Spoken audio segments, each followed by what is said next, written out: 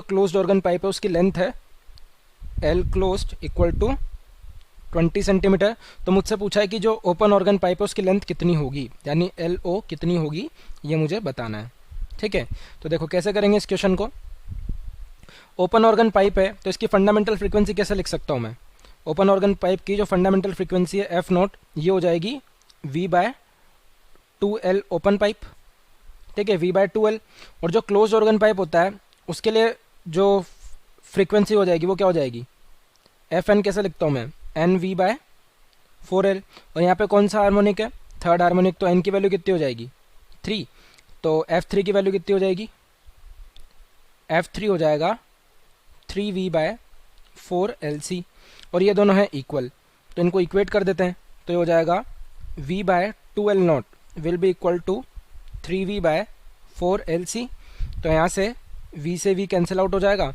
ठीक है, और LC की वैल्यू क्या आ जाएगी, ओके LC की वैल्यू मुझे गिवन है, LO की वैल्यू निकालनी है। तो LO की वैल्यू कितनी आ जाएगी यहाँ से, LO यहाँ से हो जाएगा 4 इंटू LC बाय 2 इंटू 3। ठीक है, तो इसमें वैल्यू सब्स्टिट्यूट कर देते हैं हम। तो LC मुझे कितना गिवन है, यहाँ से L नॉट की वैल्यू आ जाएगी 4 इंटू LC मुझे गिवन है 20 सेंटीमीटर। ठीक है, डिवाइड बाय 2 इंटू 3, तो ये कितना हो जाएगा 40/3 सेंटीमीटर। ये आ गई मेरे पास L नॉट की वैल्यू, कि जो ओपन ऑर्गन पाइप है उसकी लेंथ हो जाएगी 40/3 सेंटीमीटर। ठीक है, अब अगर ऑप्शंस में देखूं तो 40/3 कितना हो जाएगा, ये हो जाएगा 13.33 सेंटीमीटर। ठीक है, और ऑप्शन नंबर ए मुझे मेरे आंसर से मैच होता हुआ दिख रहा है, उसमें गिवन है 13.2 सेंटीमीटर। तो मोस्ट अप्रोप्रिएट आंसर क्या होगा ना, at what temperature will the RMS speed ना। तो पॉइंट आपका क्या होगा यहाँ पे कि जो आपका मॉलिक्यूल्स, जो आपके ऑक्सीजन के मॉलिक्यूल्स हैं, उसका काइनेटिक एनर्जी, जो काइनेटिक एनर्जी होगा आपका, काइनेटिक एनर्जी ऑफ ऑक्सीजन के मॉलिक्यूल्स, इसका जो ये जो वैल्यू होगा होना चाहिए, ये वैल्यू आपका बराबर होना पड़ेगा एस्केप एनर्जी ऑफ मॉलिक्यूल्स।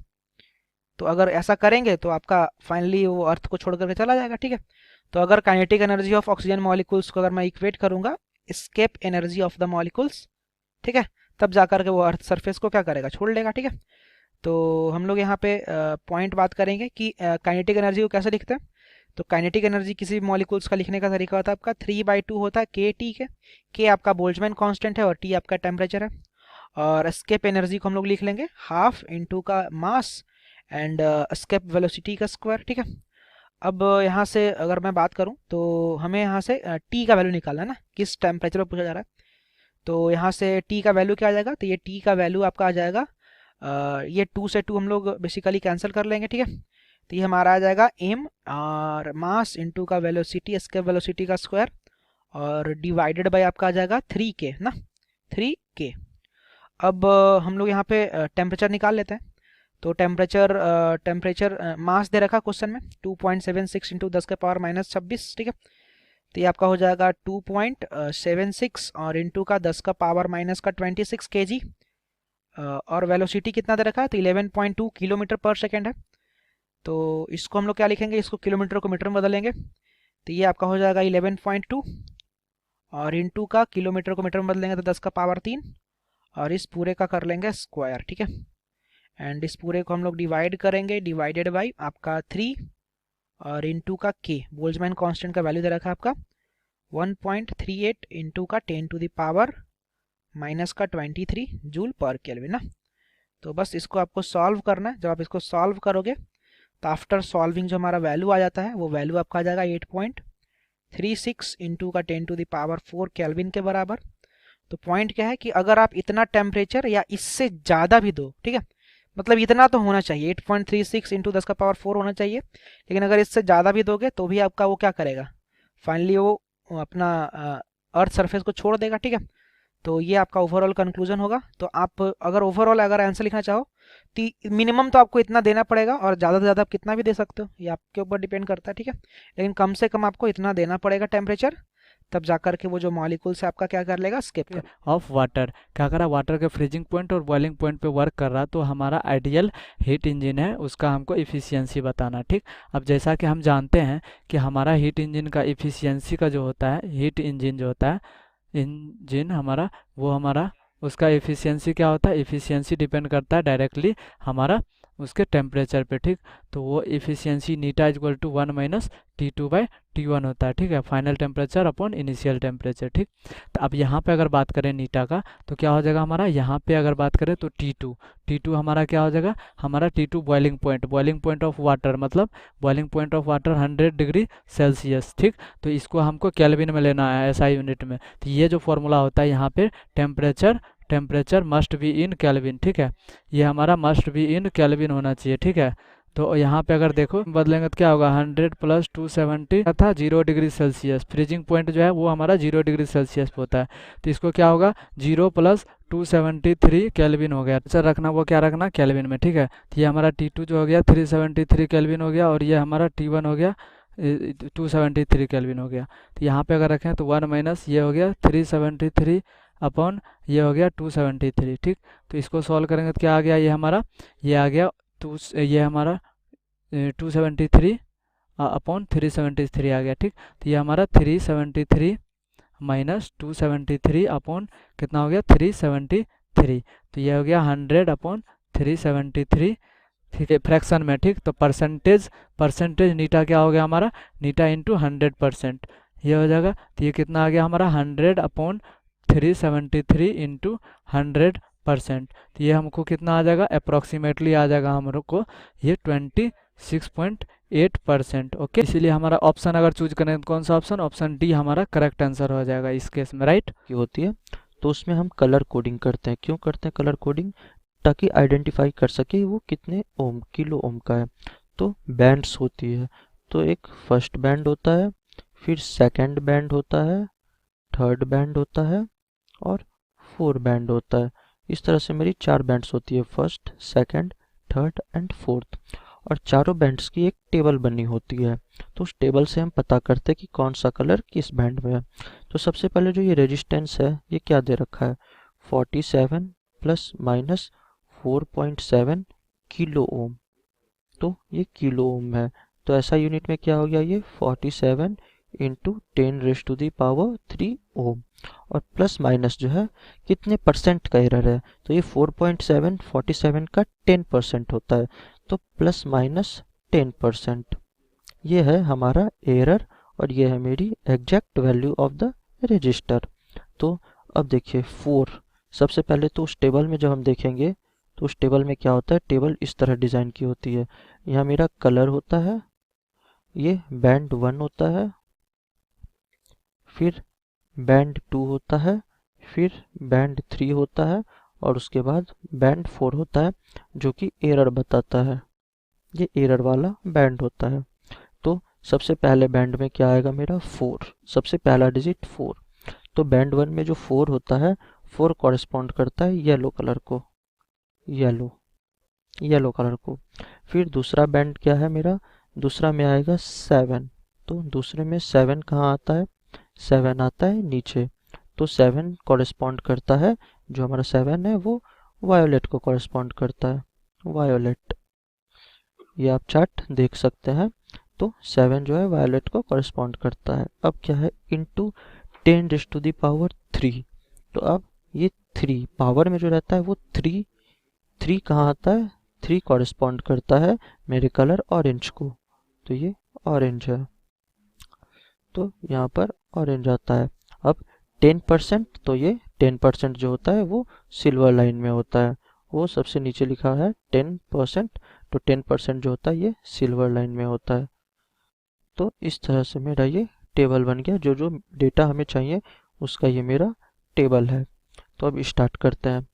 तो जो मेरा 4 था वो था येलो, 4 जो है मेरा येलो में है, तो सबसे पहले आएगी येलो, यानी सी या डी में से कुछ भी हो सकता है, सी या डी में से। अब 4 के बाद आता है 7 क्या है मेरा वायोलेट में है, तो येलो के बाद वायोलेट, तो ये ऑप्शन डी में ही है। अब सिमिलरली इंटू 10⁻³ है, तो 3 आता है ऑरेंज में, तो ऑरेंज, फिर उसके बाद 10% एरर है जो कि सिल्वर में होता है, तो सिल्वर, यानी ऑप्शन डी जो है वो करेक्ट कलर कोडिंग है। तो option D is the correct answer, R के इक्वल है। सभी को मैंने सीरीज में कनेक्ट कर दिया to a battery of EMF E and internal resistance R। तो मैंने किया क्या, मैंने n नंबर ऑफ रजिस्टर्स, ये मेरे सारे रजिस्टर्स है, ये n नंबर ऑफ रजिस्टर्स है, टोटल n है, और इसे मैंने कनेक्ट कर दिया एक बैटरी से जिसकी इंटरनल रेजिस्टेंस खुद R के इक्वल है। तो सारे R है और ये बैटरी उसकी इंटरनल रेजिस्टेंस R है। तो करंट ड्रॉन इज I, तो करंट जो हमारा फ्लो हुआ वो I के इक्वल है। अब हमने क्या किया, n रजिस्टर्स को कनेक्ट कर दिया पैरेलल में, पहले सीरीज में कनेक्ट किया, अब मैंने क्या किया, अब मैंने सभी को पैरेलल में कनेक्ट कर दिया। ये लीजिए मैंने पैरेलल कनेक्शन कर दी, ये मेरी पैरेलल कनेक्शन रही टू द सेम बैटरी। तो ये वापस से उसी बैटरी में जिसकी इंटरनल रेजिस्टेंस R थी उसमें कनेक्ट कर दी मैंने, R, ये E रह गया और सारे R के इक्वल है। तो अब हमें क्वेश्चन में कह रहा है कि then the current becomes 10i, ये करंट हो गई मेरी 10i। तो नंबर ऑफ रजिस्टर्स कितने थे, वैल्यू ऑफ n क्या थी, जो नंबर ऑफ रजिस्टर्स थे मेरे वो कितने थे, तो हमें इस क्वेश्चन में ये कैलकुलेट करना है। तो चलिए सबसे पहले मैं बात करूंगा सीरीज कनेक्शन की। ये जो मेरी सीरीज कनेक्शन है, सीरीज की मैं बात करता हूँ। तो सीरीज कनेक्शन में मेरा क्या है, सीरीज, तो सीरीज कनेक्शन मेरी I की वैल्यू क्या होगी, I इज इक्वल टू मेरा होगा नेट पोटेंशियल, नेट पोटेंशियल मतलब E, क्योंकि एक ही बैटरी, और टोटल नंबर ऑफ रेजिस्टेंसेस क्या है, तो ऊपर NR प्लस R, मतलब NR प्लस R, R हो गई ये इंटरनल रेजिस्टेंस और n नंबर ऑफ रेजिस्टेंस है तो n इंटू R हो गई टोटल रेजिस्टेंस। तो मेरी I की वैल्यू ये आई। अब देखिए अब पैरेलल में क्या हो रहा है, जब हमने पैरेलल में कनेक्ट किया तो हम जानते हैं कि R, ये जो n है, ये इसकी इक्विवेलेंट रेजिस्टेंस क्या आएगी, R इक्विवेलेंट मेरी हो जाएगी कैपिटल R अपॉन n। जब हम पैरेलल में n number of equal resistors connect करते हैं तो ये R अपॉन n हो जाती है। तो पैरेलल में मेरी करंट की वैल्यू क्या है 10i, तो 10i इज इक्वल टू हो गई मेरी E net potential upon net resistance में R अपॉन n प्लस ये इंटरनल रेजिस्टेंस वाला कैपिटल R, सीरीज में इसलिए मैंने ऐड कर दिया। तो ये मेरी 10i के इक्वल है। तो इसे जब हम अरेंज करेंगे तो ये मेरा बन जाएगा NE upon R plus NR। तो ये मेरी 10i है। तो ये हमारा हो गया इक्वेशन नंबर 1, ये मेरा हो गया इक्वेशन नंबर 2। तो मैं क्या करूँगा, 1 को 2 में पुट कर दूंगा, तो पुट 1 इन 2, तो पुट करने पे क्या होगा, I की वैल्यू मैं ये वाली डाल दूंगा। सो 10 into E upon NR plus R, ये मेरा इक्वल टू हो गया NE upon R plus NR। तो हम क्या देख रहे हैं कि डेनोमिनेटर जो है इक्वल है तो वो कैंसिल आउट हो गया, EE कैंसिल आउट हो गया। तो यहाँ से सिंपली हमें पता चल गया 10 is equal to n। So n की वैल्यू जो है 10 है, 10 नंबर ऑफ रजिस्टर्स हमने यूज किया है। तो the value of n is 10, तो ऑप्शन बी में 10 है तो हमने यूज किया है। तो the value of n is 10, तो ऑप्शन बी में 10 है, तो 10 हो गया हमारा करेक्ट आंसर। एक बड़े से बैटरी में n आइडेंटिकल सेल्स है, तो मैं n आइडेंटिकल सेल्स यहाँ ड्रॉ कर देता हूँ। इसकी सबकी अपनी अपनी कुछ इंटरनल रेजिस्टेंस होगी। तो ये इस तरफ n आइडेंटिकल सेल्स है, small l identical sales connected है। तो मैं मान लेता हूँ हर एक की E है वो इलेक्ट्रोमोटिव फोर्स या फिर EMF E है और सबकी इंटरनल रेजिस्टेंस R है। तो अगर n आइडेंटिकल सेल्स को मैं सीरीज में कनेक्ट करूँगा तो टोटल जो हमारा ये हो जाएगा, इसका EMF हो जाएगा n टाइम्स कैपिटल E और इंटरनल रेजिस्टेंस हो जाएगा स्मॉल n इंटू R, क्योंकि ये हमारे रेजिस्टेंस सारे सीरीज में कनेक्टेड है। अब हमें क्या कह रहा है कि which of the graph below shows the correct relationship between I and n। तो I जो है हमारा वो हो जाएगा n times E upon n times R। तो हमारा n जो है वो कैंसिल आउट हो गया, तो E अपॉन R, तो हमारी I की वैल्यू हो गई E अपॉन R। इसका मतलब I जो है वो n पर डिपेंड करता ही नहीं है। तो जो हमारा, अगर यहाँ पे देखें तो क्या कर हमारा unpolarized light is incident from air on a plate surface of a material of refractive index mu है, ठीक है। करा कि एक मटेरियल है जिसका रिफ्रैक्टिव इंडेक्स हमारा म्यू है, उस पे जो हमारा क्या करा, एक एयर से अनपोलराइज्ड लाइट को हमारा इंसिडेंट कर रहा है, ठीक। At a particular angle of incidence I it is found that reflected and refracted are perpendicular to each other. क्या करा, रिफ्रैक्टेड रे और रिफ्लेक्टेड रे दोनों परपेंडिकुलर है एक दूसरे का, कुछ ऐसा एंगल पे हमारा कह रहा है, ठीक है। तो इसके बाद कह रहा है कि which of one of the following option is correct for this situation. हमारा इस सिचुएशन के लिए कौन सा ऑप्शन है कि बैरिस्टर लॉ हमको क्या बोलता है इस केस में, जो होता है बैरिस्टर लॉ जो हमको बोलता है, बैरिस्टर लॉ हमको क्या बोलता है कि हमारा इंसिडेंट एंगल अगर 10 आई जो है वो हमका मेरा किसके इक्वल होगा, म्यू के इक्वल होगा, ठीक। तो यहाँ पर अगर देखें तो क्या हो गया, 10 आई इक्वल टू म्यू हो गया, तो यानी I equal to 10 inverse mu हो गया, ठीक। तो ये हमारा ऑप्शन ए और ऑप्शन बी ये हमारा गलत हो गया, ठीक। अब आप बात करते हैं ऑप्शन सी और डी का, ठीक। तो यहाँ पे हम जानते हैं बैरिस्टर लॉ और क्या बोलता है कि एंगल ऑफ पोलराइजेशन जो है और रिफ्लेक्टेड राइज जो है मतलब लाइट, तो क्या होता है, जैसे अगर मान लो कि ये हमारा मीडियम है, ठीक। तो यहाँ पे क्या होता है, एक इंसिडेंट हुआ, ठीक है, तो कुछ पार्ट जो है रिफ्लेक्टेड हो गया और कुछ पार्ट जो है इसके हमारा रिफ्रैक्टेड हो गया, अंदर में चला गया, ठीक। तो ये हमारा मान लो ये आर हो गया, ठीक। तो क्या होता है कि हमारा कि लाइट जो है रिफ्लेक्टेड रे ये जो होगा ये हमारा क्या होगा, पोलराइज्ड होगा, ठीक है। रिफ्लेक्टेड रे हमारा पोलराइज्ड होता है और उस वो जो है तो हमारा कुछ इलेक्ट्रिक वेक्टर जो है उसका परपेंडिकुलर हो जाता है, किसका, प्लेन ऑफ इंसिडेंट का, ठीक। ये हमारा परपेंडिकुलर होता है प्लेन ऑफ इंसिडेंट का, ठीक है। तो अगर यहाँ पे देखें तो reflected rays polarised with electric vector parallel to plane of incidence, इस प्लेन के परपेंडिकुलर होता है, ठीक है, इंसिडेंट प्लेन के परपेंडिकुलर होता है, यानी ऑप्शन ये पैरेलल नहीं होता, ये पैरेलल नहीं होता है, परपेंडिकुलर होता है, ठीक। तो यानी ऑप्शन सी हमारा इस केस में सही हो गया, ठीक है। तो आंसर हो गया हमारा option C is the correct answer, okay. क्या करा, in Young's double slit experiment the separation D between the slit is 2 mm। क्या करा, स्मॉल डी का वैल्यू 2 mm है, wavelength D of light is used is D का value दिया हुआ और capital D between the screen and slit is 100 centimetre, ठीक। ये हमारा 100 सेंटीमीटर कैपिटल डी का value. It is found that the angular width of the fringe is 0.20 degree. हमारा क्या करा, 0.20 डिग्री हमारा जो है, जब एंगुलर हमारा डिस्प्लेसमेंट है, एंगुलर फ्रिंज विड्थ है, तब जाके हमको डी का वैल्यू 2 mm था, ठीक। अब क्या करा, to increase the fringe angular width to 0.21 degree. हमारा क्या करा, 0.21 डिग्री बढ़ाने के लिए हमको सेपरेशन प्लेट का हमको कितना करना पड़ेगा, स्लिट का बीच का हमारा सेपरेशन कितना करना पड़ेगा चेंज, ये हमको बताना है, ठीक। अब यहाँ पे जानते हैं क्या होता है, प्लेट के बीच का सेपरेशन हमारा N lambda D by D होता है, ठीक। तो यहाँ पे अगर देखें तो थीटा इज इक्वल टू क्या होता है हमारा, lambda capital D upon small D, यही होता है हमारा, ठीक है। तो अब यहाँ पे देखें तो theta is equal to 0.20 degree दिया हुआ, कब, जब हमारा डी का वैल्यू 2 mm है, तो यहाँ लेमडा कैपिटल डी अपॉन ये हो गया 2 mm, ठीक, 2 mm। और यहाँ पे पूछ रहा है कि डी का वैल्यू कितना होगा, ये जो थीटा का वैल्यू अब 2.1 डिग्री हो जाए इक्वल टू हमारा लेमडा डी बाई डी हो जाए, ठीक। तो अगर हमारा यहाँ पे डी का वैल्यू निकालना तो ये हमारा इक्वेशन 1 हो गया और ये इक्वेशन 2 हो गया, ठीक। इस दोनों से हमको डी का वैल्यू निकालना, तो रेशियो ले लेते हैं सिंपल, तो 0.20 अपॉन 0.21, ठीक है। ये हमारा कितना आ गया, ये लेमडा डी का कैंसिल हो जाएगा, तो ये ऊपर चला जाएगा, यानी डी बाई 2 mm हो गया, ठीक। तो यहाँ से अगर डी का वैल्यू निकाले तो क्या आ जाएगा हमारा 2 इंटू हमारा 0.20 अपॉन 0.21 mm में आ गया, mm में, ठीक। तो ये हमारा डी इक्वल टू कितना आ गया, ये आ गया 1.9 mm, ठीक है। तो ये आंसर हो गया 1.9 mm। तो कौन सा ऑप्शन हो गया, अगर ऑप्शन चूज करेंगे तो ऑप्शन सी हमारा करेक्ट, ठीक है।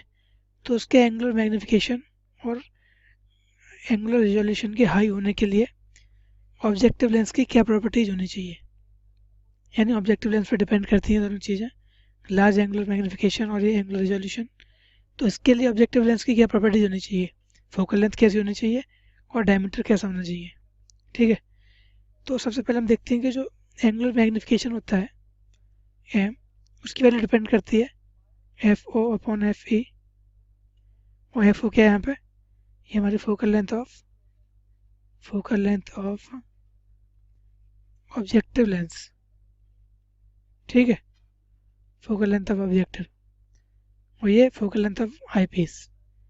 तो अगर हमें मैग्निफिकेशन की वैल्यू ज़्यादा करनी है, will have large angular magnification, तो एफ ओ की वैल्यू ज़्यादा होनी चाहिए, यानी एक चीज़ हमें मिल गई, ये जो FO है यानी focal length of objective lens should be large. ठीक है, तो हमारे ए और बी ऑप्शन नहीं हो सकते, सी और डी में से कोई एक होगा लार्ज फोकल लेंथ। ठीक है, अब क्या बोल रहा है कि हाई एंगुलर रिजोल्यूशन। तो रिजोल्यूशन के लिए क्या होता है, हमारा रिजोल्यूशन डिपेंड करता है हमारा डी और लैम्डा पे। तो ये जो रिजॉल्विंग पावर होती है वो क्या होती है, रिजॉल्विंग पावर वो डिपेंड करती है हमारी डी बाई लैम्डा। ठीक है, और जितनी रिजॉल्विंग पावर ज़्यादा होगी उतना ही हाई एंगुलर रिजोल्यूशन होगा। ठीक है, तो इसके लिए क्या है, हमारा डी जो डायमीटर है ऑब्जेक्टिव लेंस का वो ज़्यादा होना चाहिए, यानी ये भी लार्ज होना चाहिए। यानी कि दोनों चीज़ों को हाई बनाने के लिए मैग्नीफिकेशन और एंगुलर रिजोल्यूशन हमारा FO यानी फोकल लेंथ भी ज़्यादा होनी चाहिए और उस लेंस का डायमीटर भी ज़्यादा होना चाहिए। ठीक है, यानी दोनों चीज़ हमारी लार्ज होनी चाहिए। ठीक है, तो हम देख लेते हैं ये, इसमें हमारा सी ऑप्शन मैच कर रहा है, large focal length and large diameter. ठीक है, तो इसमें हमारा सी ऑप्शन करेक्ट है।